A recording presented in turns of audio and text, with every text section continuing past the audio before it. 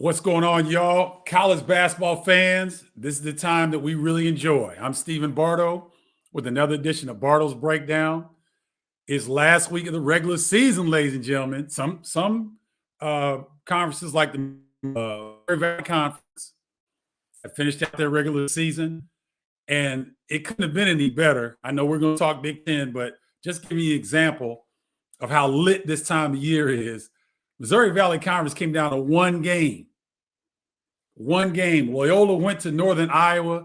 It went into overtime. Northern Iowa is the regular season champ. So the March, or they call it Arch Madness in St. Louis with that conference tournament is going to be wild. It's usually really good, but it's really going to be wild this year. So this is the time of year that we all love because it's coming down the stretch. We got 1 week of regular season conference basketball left in the Big Ten Conference, and there are really still 3 to 4 teams that could get either a share or Wisconsin could get an outright Big Ten title if they can win both of their games this week. So we'll get into more of that detail. Let me holler at everybody. Lerdahl Parker 23 was good. Willis J82, Making 2G. Igor Krobatowitz. I hope I said that right. Yes, I do know David Robinson. I played with him for a little bit with the San Antonio Spurs. Great man. Matthew Fetish, Braden 44 was good. Oh, okay. Hold on, Braden. We're going to get to that.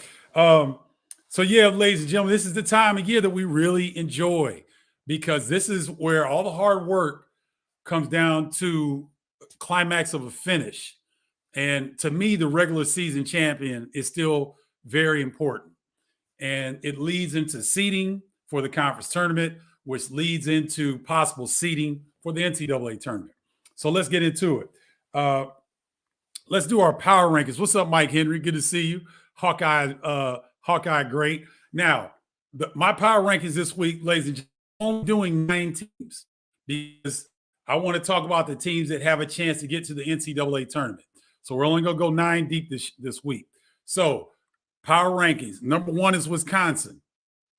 Huge win at Rutgers, a place that ranked teams had been losing all season long. That was one of the best college basketball atmospheres I'd seen in a long time. I was so happy to be on that call. Wisconsin comes out with a huge win. So they're ranked number 1 this week in my power rankings. Number 2, Purdue had a tough loss, close loss at Michigan State. They were down double digits, fought back, made it tight at the end, but Sparty holds on.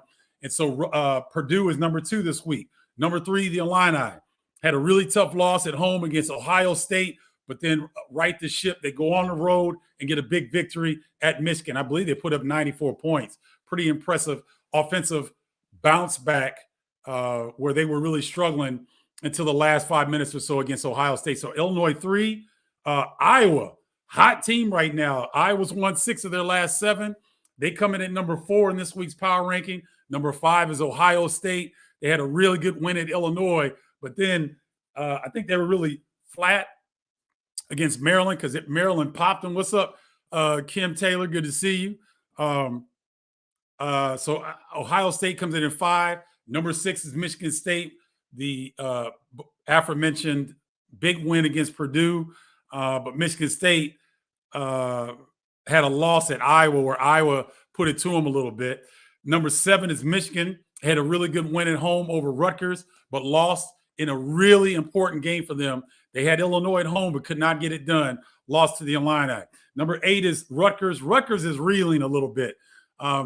After had a really unprecedented stretch of beating ranked teams. They've dropped 3 in a row. They seem to be struggling a little bit. Lost a very important opportunity. Had Wisconsin at home over the weekend and couldn't get it done. And then number 9 is Indiana. Had a chance to really beat Ohio State in overtime and lost that one, and then rebounded nicely for wins over Maryland and Minnesota. So that's the top 9 of the Big Ten power rankings. Let me see if you guys have anything to say about that. Jeff SY311, good to see you. Big Daddy Bates, what's happening? Ben 7, Stevens Ryan 22. Oh, thank you. I appreciate that. Tara Lee Miller, what's happening? I agree with your list. Wisconsin might win the conference title outright, but I still think Purdue and Illinois are better teams. Well, Curtis Dietz, if you have a 20-game slate and these teams play each other, if Wisconsin wins an outright Big Ten title, how is Purdue and Illinois still better than them? I'll wait.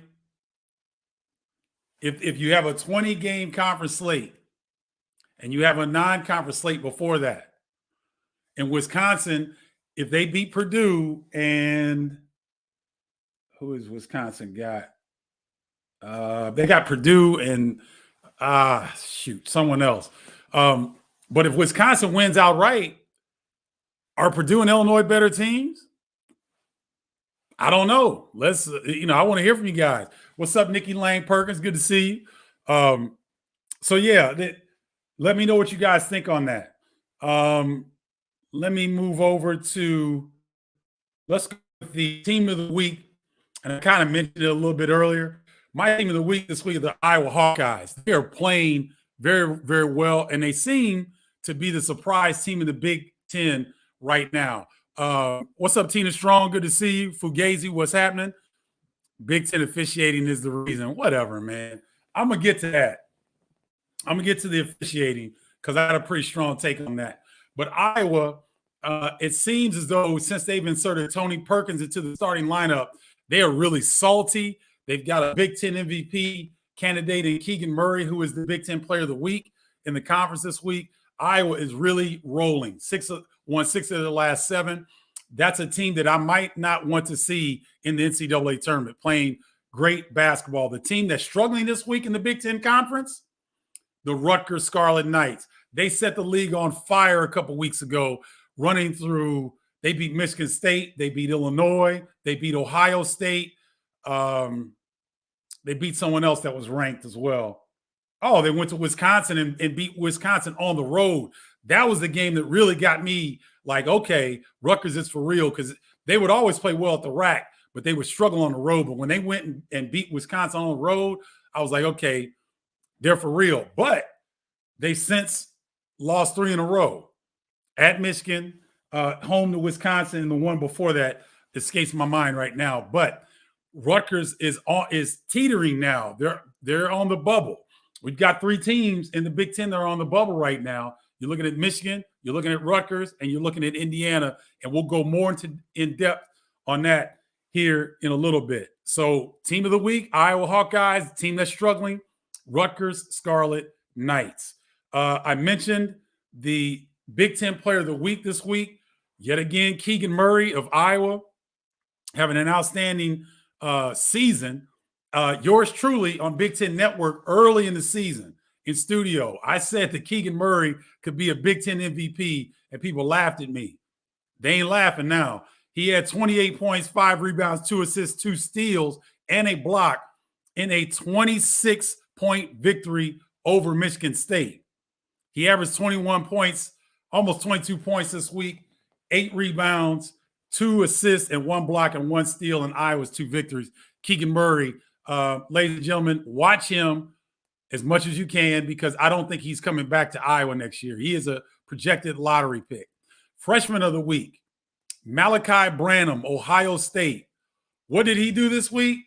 Well, Ohio State went to Illinois. Malachi Branham dropped 31 on the Illini, and the officials didn't have nothing to do with that. I'm just saying, Malachi Branham, y'all can talk about the officiating all you want to, Illinois fans. The officials didn't have nothing to do with Malachi Branham dropping 31 on the Illini.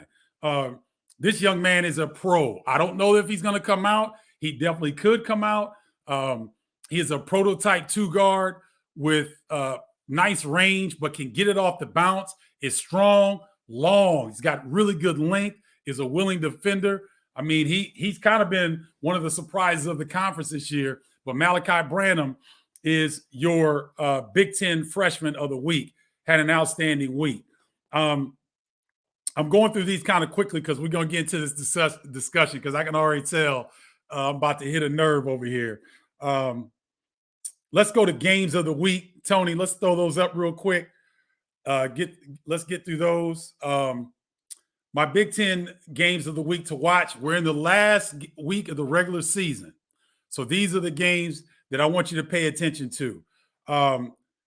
Tomorrow, Michigan State at Michigan on FS1.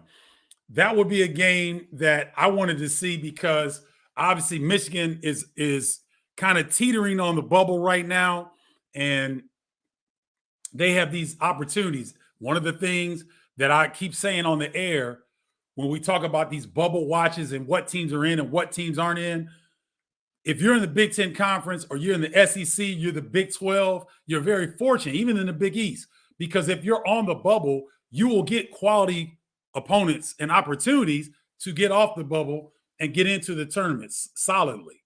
So if you're Michigan, you've got wonderful opportunities this week, one of them being Michigan State coming to your building tomorrow on FS1. But the game of the week to watch, which will decide whether the Big Ten title will be shared or the Big Ten title will be won outright, is tomorrow, Purdue at Wisconsin on ESPN.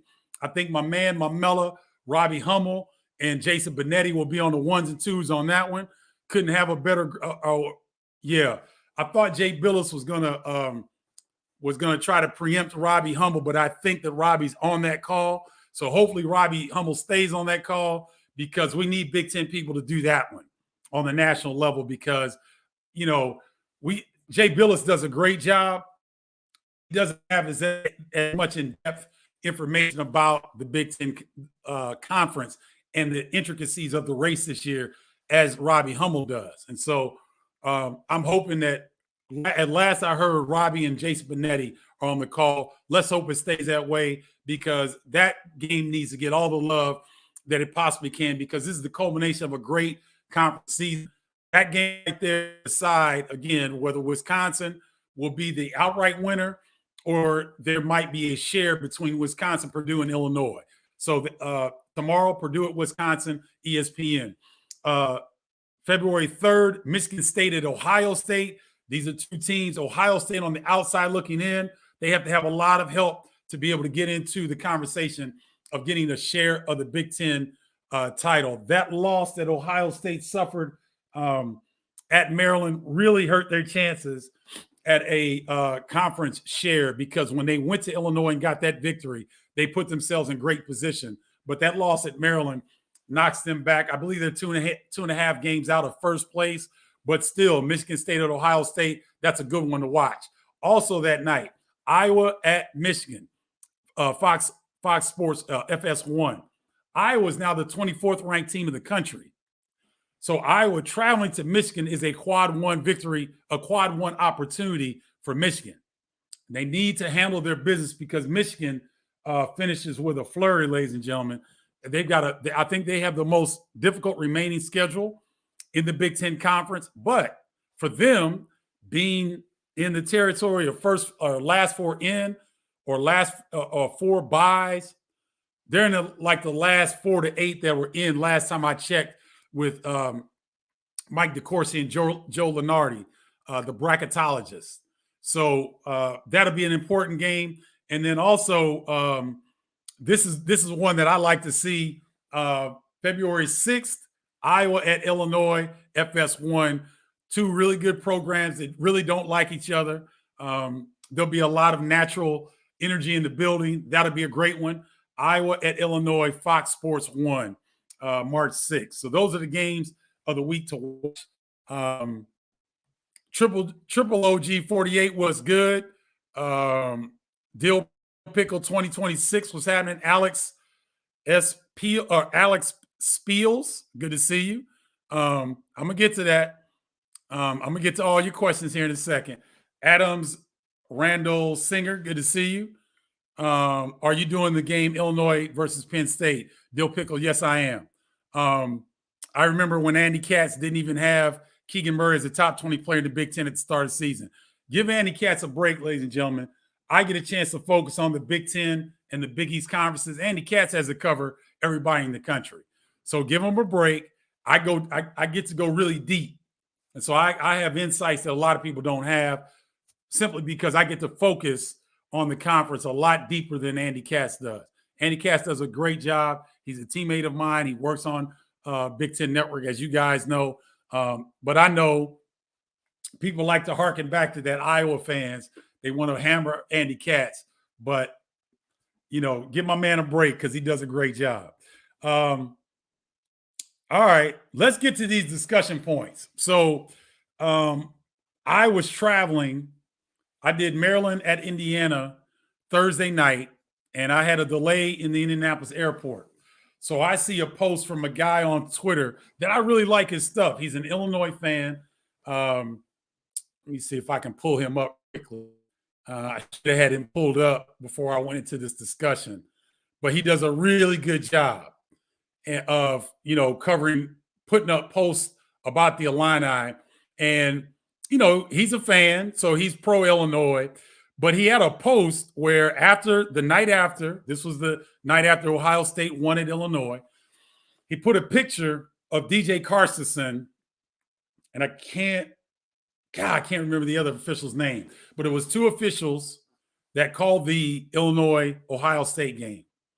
And he had a caption that said something about, these are two of the three officials that screwed the Illini. And I thought to myself, I said, you know what? Let me say something about this, because I like this guy's content on Twitter. He does a really good job. So I said, please, Illini fans, stop blaming the officials for Illinois losses. I said, there was a player that scored 31 points, and he didn't have an official jersey on. He had an Ohio State jersey on. And I got lit up by Illini fans. And obviously, I got lit up by the loud minority of Illini fans that are irrational. Because, guys, as you've heard me say, my members of the tribe, Inner Circle of Bardo's Breakdown, they've heard me say this many a times. Fans are short for fanatical. Look it up. Fans is short for fanatical. So the very essence of fans are illogical. I know that. But to me, because I'm an Illini, when I take my color and hat off, I'm an Illini. What's up, Antoine Walker? Good to see you, man. Mark Seal. Good to see you, Al, from Al and Pal Show. What's good? I'm an Illini. And so I feel kind of like it kind of grates at me when people want to blame officials and not give praise to the other team that just whooped your ass. That's what happened. The officials didn't have anything to do with Ohio State coming in. Here's what happened. This is my analyst hat. I don't know this for certain because I have not sat Brad Underwood down and asked him why they do this. But since Kofi Coburn has been in Illinois, I don't think that he's been shown how to play proper pick and roll defense. And I think the reason being is because Kofi is so dominant on the offensive end. He was at one point, he was I think he was the only player in college basketball averaging a double figure, a double per game, right? So if I'm Brad Underwood, do I teach Kofi how to do this and he can possibly get in foul trouble? He's on the bench and it really affects the way the Illini score. That's fair. I understand that. Because as you guys see, it's been working. It's been working. But what happens when Illinois plays Loyola in the second round of the NCAA tournament, or they play a team like Ohio State and Chris Holtman, who will look at what you do and your weaknesses, and he'll try to plug his talent in to take advantage of your weaknesses. So from what I've seen, I could be wrong, but from what I've seen, Illinois uses Kofi in pick and roll coverage in drop coverage because I think they don't want him up and get him in a position where he can get in foul trouble to limit his offensive dominance. I get it. But in hindsight, which is always 2020, I'm playing scenarios here. in hindsight, if you approach Kofi as he comes into your program and you teach him as a freshman how to get up high and hedge, or how to funnel a pick and roll guy coming off a screen. Now, I know it's hard, and those guards are smart. They'll go right into his body and pick up a foul. So you do that when he's a freshman, so that now when he's, when he's in this season and they're doing that pick and roll off the elbow, he can see it coming. He gets up high to hedge. He's got a hand on the hip of the big that's setting the screen. So if the big slips, he can feel him start to move and he can respond and get back defensively. This is how Lou Henson taught us how to play pick and roll defense. Now, the difference is my teammates, if Lowell Hamilton was the 5, Lowell Hamilton was 6'7", 225, maybe 230. Kofi's 7 foot 290. I get it.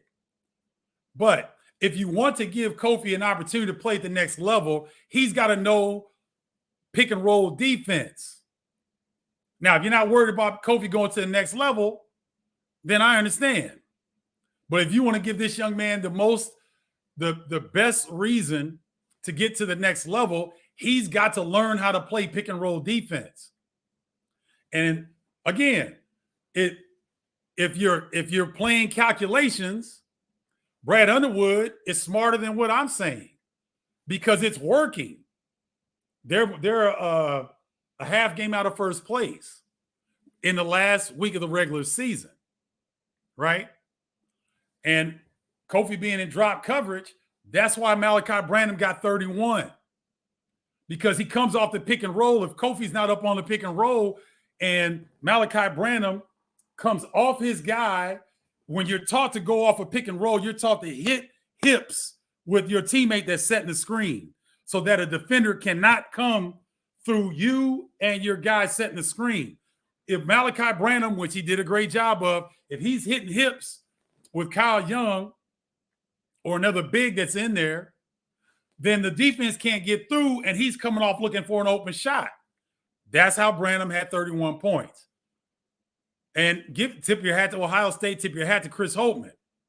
They put Illinois in positions that made them have to make decisions that put them in difficult position. Okay? The second point, when you put DeMonte Williams, who's an outstanding defender, I don't know if you're Illinois, I don't know who you put on E.J. Liddell. He's such a unique matchup. But when you go with DeMonte Williams on E.J. Liddell, all Ohio State did was put E.J. Liddell in the mid-post. Illinois is not double-teaming, and E.J. Liddell does a fadeaway jump shot. E.J. Liddell can hit a fadeaway jump shot on Kofi Cockburn, let alone DeMonte Williams. So those are two of the things that stood out to me that allowed Ohio State to beat Illinois. The officials didn't have nothing to do with that. Now, you can agree or disagree whether the officials were poor or not, but guess what, ladies and gentlemen? Don't the officials call calls against the other team as well? Do Illini fans think that officials go in the game and say, oh, man, I'm going to get a little bit more money because I'm going to screw the Illini. I'm going to get some more money. Do you guys really think that? And let me take it a step further, Illini fans. Do you think that if you rag on the officials, the next time that they go to call an Illinois game, do you think that it doesn't stick in their head? I'm here to tell you it does. I talk to the officials every game. If you guys don't think that matters, you're crazy. So I had to put that out there. Hey, Illini fans, you do what you want to do. You want to blame the officials? That's fine. There was also something I was a little disappointed in. I was a little disappointed in Coach Underwood getting his second technical and getting ejected. Because when your team is down double digits, Tony's running some for IG. You can't see this, but my people everywhere else can see this. This is the play that Coach Underwood gets a second technical foul and he gets ejected. The Illini are down double digits with 6:21 left. He gets ejected out of the game. Now, these kids show some toughness and heart. Illinois fought back, had a chance to win at the end. But I was a little disappointed that when you've got a Big Ten title on the line, if Illinois wins this game, if they win this game, they keep pace with Wisconsin and Purdue to get a share of the Big Ten title. They still have a chance to do so, but I don't want to see my coach go out with a second technical. I was disappointed in that. In hindsight, I wish that could have been done differently. But it's heated, and Brad Underwood is not the only coach in the Big Ten that's been complaining about the officials. I can run off a list, but there's a lot of coaches that are complaining about the officials in the Big Ten Conference. But I was a little disappointed in that. I didn't like to see that. I wanted to see Underwood stay there with his team and try to work through the adversity. Because if you guys remember, when I took a strong stance on getting rid of the handshake line, you remember how hard Tom Izzo and Brad Underwood went on that statement, right? Teaching sportsmanship, teaching guys how to shake people's hands when they kick your butt. You guys remember that, right? Remember how vocal those two coaches were about that. So that's what stuck out to me. Ohio State kicked Illinois behind for about 34 minutes of that game.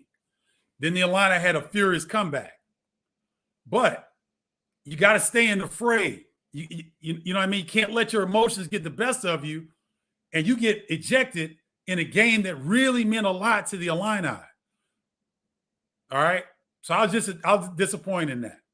Let me hear what you guys have to say about that. Blackmail was good. Terry Campbell, what's happening? Shattuck, Austin, good to see you. Bakers, Sat, Burlington, what's happening? Brad might have been sending message also to his players to get more inspired, says Gary Haynes. Gary, I don't buy that. You send a message to your players, you sit their ass on the bench. You don't get ejected from the game. I don't agree with that. I don't agree with that. If we're in this foxhole in a battle and you lose your composure and you get a second technical, is that sending a message? That's not sending a message. So let's flip it. Let's say Kofi Coburn had a tough night. He was struggling. If Kofi Coburn picked up 2 technical fouls and got ejected, you would rip his ass. Am I wrong? No, I'm not. We might hear criticism say, wow, Kofi bailed on his teammates. Kofi let his team down. Right? There's no sending a message when you leave a game like that. That's a Big Ten war. That was a war. Well, let me not say that. I don't want to be insensitive to the situation that's happening across the overseas. So I apologize for saying that. Let me not be insensitive. You're in a tough game. A great atmosphere at State Farm Center. Great Illini fan support. They brought the energy like they've been doing the last few years. It's very I get it. It's heated. It's battle, but you got to stay in the mix. You can't send a message and be in the locker room. That's not sending a message. And I know some people will probably say, well, man, the Illini, they responded as a result. No, those kids responded because they are tough. They got heart. Trent Frazier, DeMonte Williams, Coleman Hawkins had a heck of a stretch. He battled his behind off. But you got to stick with your guys. You got to stay in the fray. So I was a little disappointed in that. Okay, that's all. No harsh criticism or anything like that. Just disappointed. All right. Throw another one up there. Okay. Tom Schrader. Steve, it did seem that the Illini played a little more inspired after the ejection. It may seem like that, Tom. I get it. I respect your point. I disagree. Listen. And maybe let me, Tom, let me take it back. Let me take a step back. Maybe these kids today are motivated a little bit differently. I'll give you that. Okay? I'll give you that. I'm going off what I see when I call college basketball games, and I'm going off of my own personal experience. If I needed a coach to get me inspired to play, then I don't need to be playing. If I got to have a coach get a couple technical fouls for me to start getting up playing, I don't need to be on the floor. I don't need to play. If if I'm guarding Malachi Branham and he's wearing a new you know what on me, and then I gotta wait for my coach to get thrown out of the game, to when it's like, oh, okay, let me start playing. No. I don't agree with that. And it may look like the team coincided with coach getting ejected to where they started playing. It may have looked like that. I don't think it was that, ladies and gentlemen. I think it was the Illini starting to press is what turned the game around. Because they were just content to sit back and play half-court defense, and they were getting worn out. But Jeff Alexander, who took over, I believe, when Coach Underwood was ejected, he started pressing. He and Chester Frazier and Tim Anderson came together and made a decision that they got to start pressing. That's when the game changed. To me, I could be wrong, but that's what I saw. Okay, love you guys' comments, man. This is great. I love this. Tony, you got another one? The most demonstrative coach, Coach Wooden would be to roll the game program tighter. A lot has changed since his day. Wooden, I'm sorry. My coach was not known for his calmness. This is Craig Bardo. It's my brother. What's up, man? Love you. Thanks for tuning in, Craig. My brother played at Indiana for Bob Knight, played at Bradley. For the recently deceased Dick Versace, God rest in soul, rest in peace. Former Bradley coach Dick Versace, who passed away over the weekend. So Craig Bardo is a veteran of these things as well. He talked about Coach John Wooden at UCLA, and he would keep his demeanor on the bench, and all he would do is he would have a program balled up in his hands, and he would tighten the grip when he got upset. He wouldn't get technical fouls and whatnot. And you know what, Craig, I appreciate you bringing that up because styles differ with coaches and how they approach certain things. So, hey, Brad Underwood is a hard-driven, accountability, hold the line. He's similar to Izzo. And I got nothing wrong with that. I think Underwood's one of the most underrated coaches in the country. He's one of the best coaches in the country. So I'm not knocking anything that he does. I'm not knocking his approach. However, I'm saying that I was just a little disappointed when I saw that. That's all. But thank you for that, Craig. Thomas Dagley. I've watched a lot of Big Ten games this season, and officiating has been really bad on several games, says Thomas Dagley. Okay, Thomas, that's fair. But here's what I'll say to that. I agree that officials make bad calls. I agree that officials have bad games. But guess what, ladies and gentlemen? Can't have games without officials. You just can't. And in the hyper-competitive Big Ten Conference, the teams that I think do the best job of trying to be above what they feel like is bad officiating, that I look at, that I'm thinking about right now, I look at Wisconsin and Rutgers are two teams that I think do a pretty good job. Their coaches do a pretty good job of not allowing their players to get caught up, because this is the bottom line of what I'm getting at. If coaches are going to rag on officiating, then you're going to rag on officiating. And when your players are worried about the officiating, they're not worried about their opponent. And that's a distraction. So when you're going for a Big Ten title, let your coach get after them and everything, but don't do it to the point where it starts to bother your team. Because Rutgers, Pikel does a pretty good job of that. He doesn't allow his assistants to get upset or anything. They keep their composure pretty well. But what I saw start to happen at Michigan, the Rutgers players thought they were getting screwed. and they let it get in their head, and it affected the way they play, and they end up losing. I saw it again against when Wisconsin came to Rutgers over the weekend. I saw it again. The guys are starting to look at the officials, and they're starting to get upset. Johnny Davis gets hit second most to Kofi Coburn in the league. Johnny Davis doesn't say anything to officials. What he does is he gets mad and he gets even. So Johnny Davis, who is the leading candidate for Big Ten Player of the Year, if he could get hit by Caleb McConnell, my leading candidate for Big Ten Defensive Player of the Year, if he can get hit by McConnell and Rutgers teammates, they were hitting Johnny Davis every time he turned around. He didn't say a word to the officials. He just got even. That's the type of mentality that I want to see all these players play with. You can't do anything about the officials. There's not been one call overturned that a player complained about. Not one. Have you guys seen a call overturned? I haven't.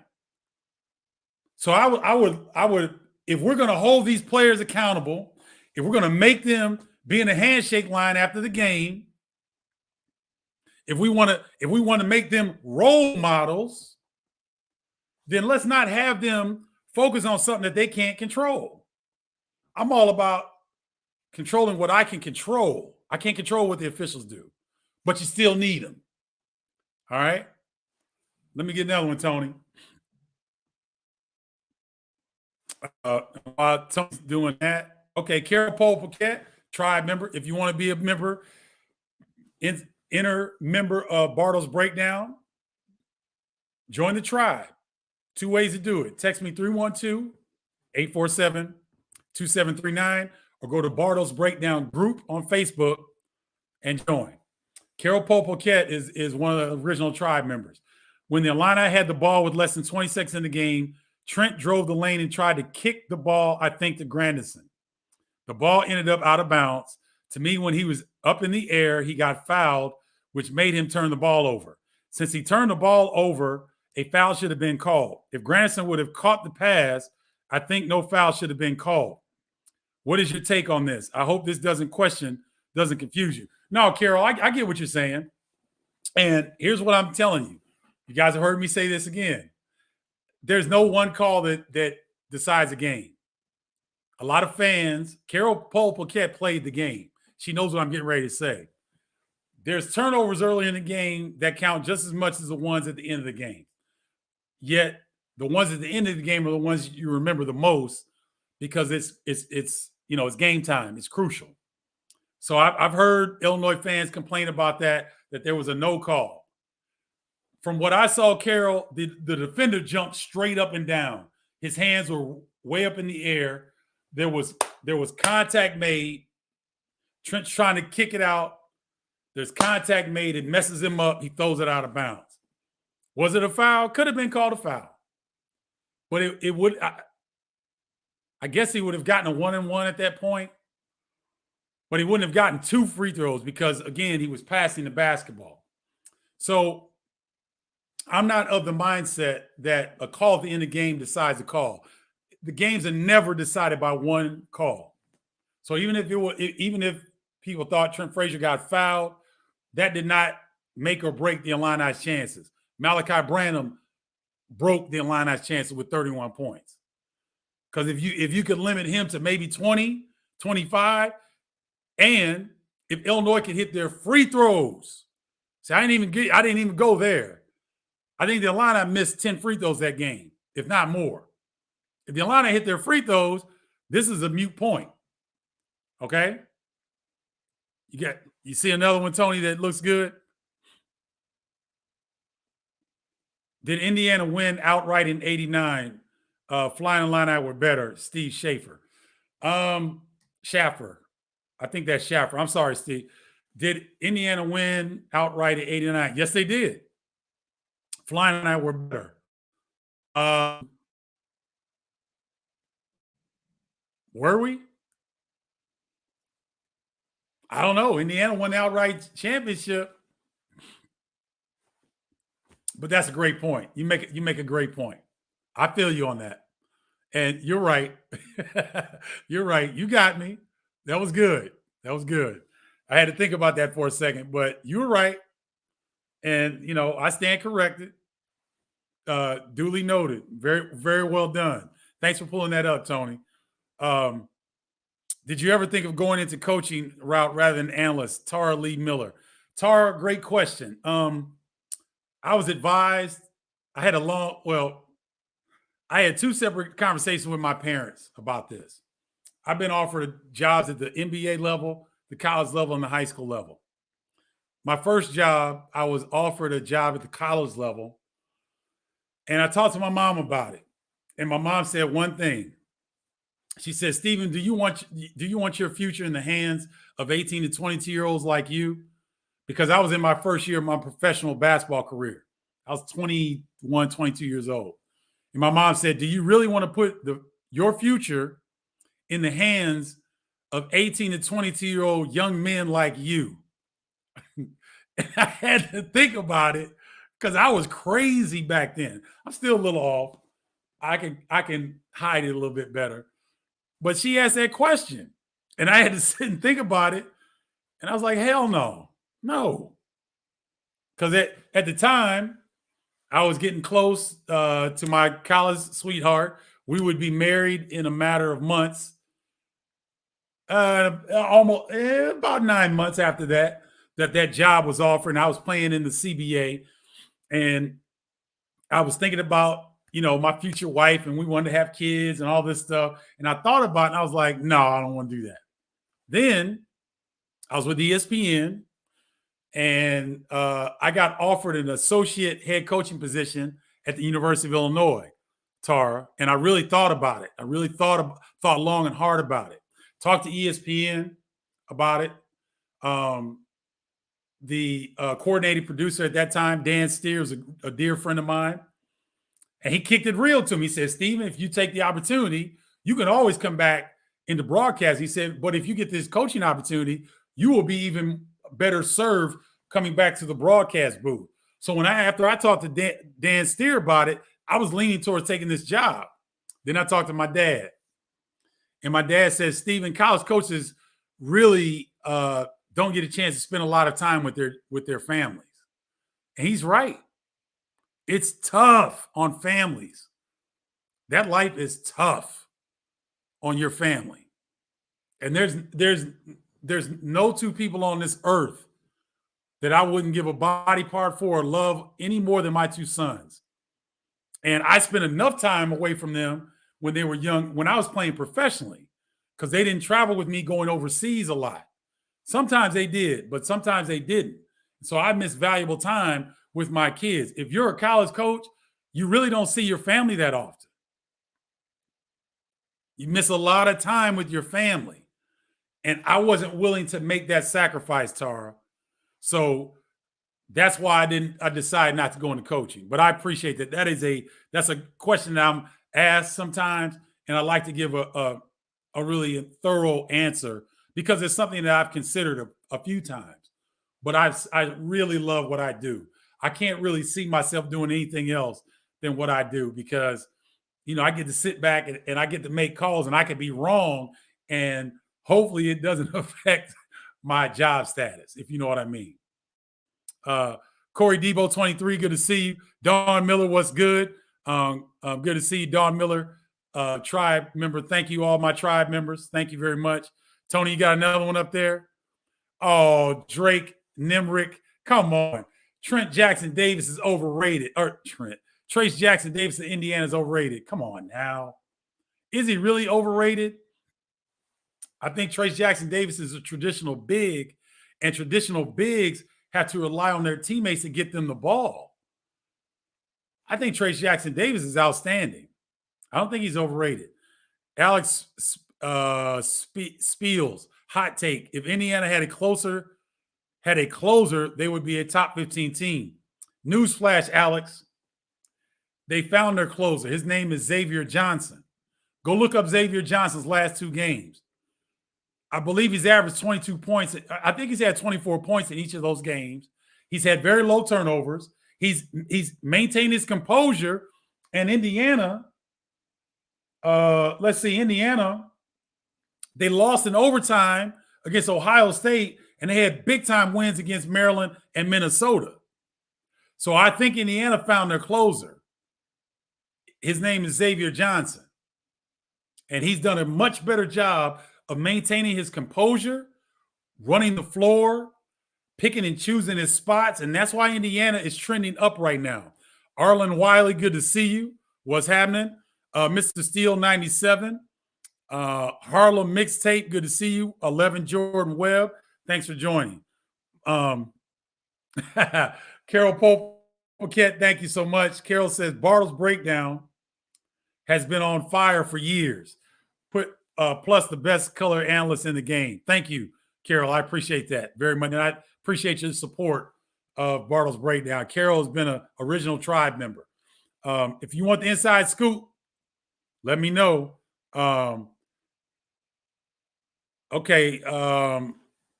Let's see. Okay. Let me go real quick. 3 teams, guys, who are on the bubble, who Big Ten right now. And I don't have a font for this. I'm just going to talk through this real quick. Oh, okay. Bracketology. All 4 are in the last 4 in or first 4 out. Michigan, Indiana, and Rutgers. Okay. So they look favorable right now. Last time I checked, all these teams are in, but they're right there. I believe Rutgers and Indiana were in the last 4 in. Maybe Rutgers was in the last 4 out. So if we look at this, Rutgers has some winnable games. And think about this. All of these teams have a chance to do work in the Big Ten Conference Tournament as well. So when we look at Michigan, they have a tough road. They've got Michigan State left, and they finish at Ohio State.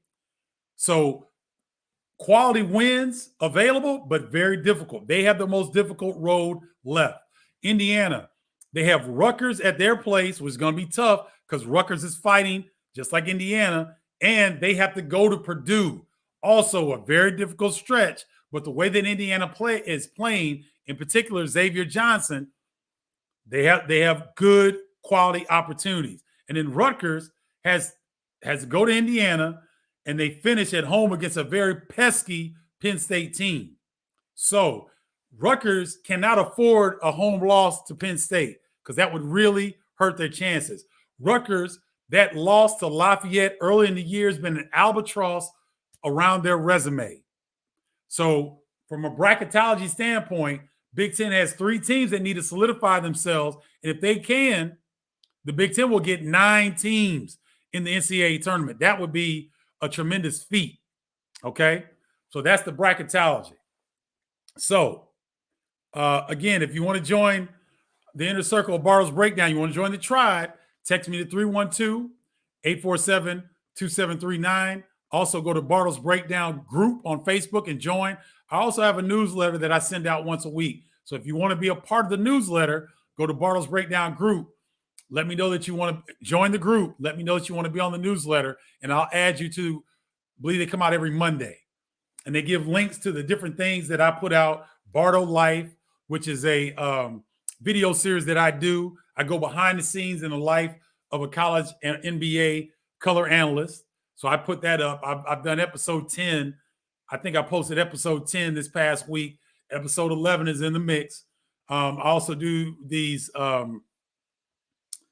future sports broadcasters. I do these little hits to show people that want to get into our business, these little inside tidbits that will really help you out. So if you want to be a part of the newsletter, go to Barto's Breakdown group. Let me know that you want to be on the newsletter, and you will get that each week. All right. Thank you so much for joining. This is the best time of the year, college basketball fans. Last week of the regular season. I'll come back with various hits throughout the week. Check back in on Barto's Breakdown page to get more updates. And if you want to be on the inner circle, go to Barto's Breakdown group or text me to 312-847-2739. You guys have a great rest of your week. Don't forget the game of the year is going to be tomorrow on ESPN. Purdue at Wisconsin will go a long way to determining whether Wisconsin will be the outright Big Ten champion, or we may have a share of the Big Ten regular season conference crown. It was a great show because of you all. Thank you for sharing your time and your honest thoughts with me. I appreciate you guys. I salute all of you. Love you.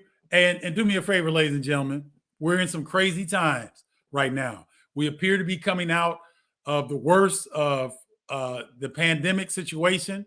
We've got some international turmoil going on. It's weird times right now. Call your parents if they're still alive. Tell them that you love them. Call your children. Tell them that you love them. If you've got great friends, if you've got people that are by themselves, check in on them. These are dire times right now. And the fact that we can be together and we can love each other and we can check in on one another is extremely important. So I love what I'm doing with college basketball, but I'm never lost that community and connection is what's going to get us through all this turmoil and these difficult times. I love each and every one of you. Take care of yourselves and have a great rest of your week. Talk to you guys soon. Peace, y'all.